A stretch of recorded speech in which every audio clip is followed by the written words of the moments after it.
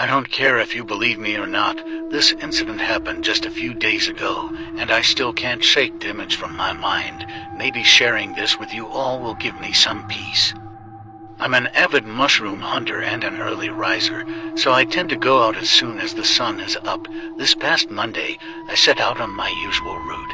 It had been raining for many days in a row, and I was eager to find some morels, chicken of the woods, that sort of thing. I hunt close to home, where there is an abandoned orchard, separated by rock walls. It's amazing to find so many old apple and pear trees in the middle of the forest. This particular day was a bit eerie because of a thick fog that had rolled in overnight.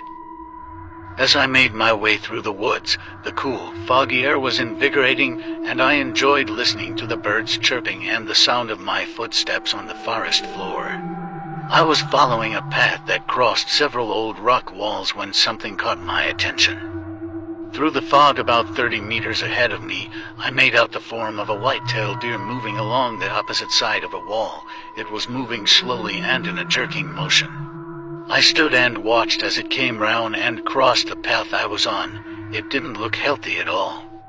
I've seen chronic wasting disease before. It's a horrible disease that can ravage the local deer population. This guy had some of the telltale signs: thin body, irregular movements, patchy fur.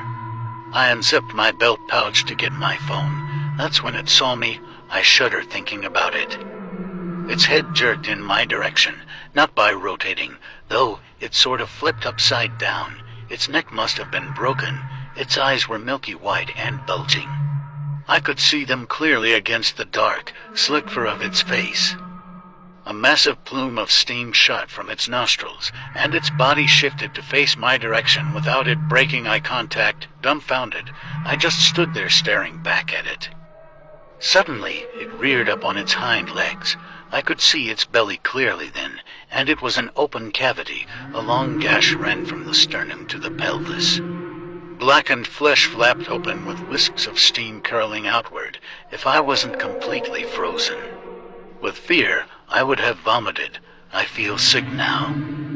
I came to my senses, or rather adrenaline took over, when its mouth opened wider than possible and out came a deep bellow. It rose in pitch to a shrill whistle, like an elk call.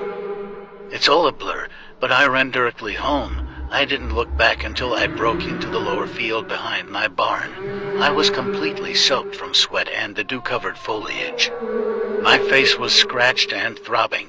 I turned to look into the trees, but there wasn't anything there. I've been staying in a motel since then. I'm afraid to go back home and I can't sleep. I only rest when I pass out from exhaustion. Even in those moments, I have horrible visions of that creature. What is it?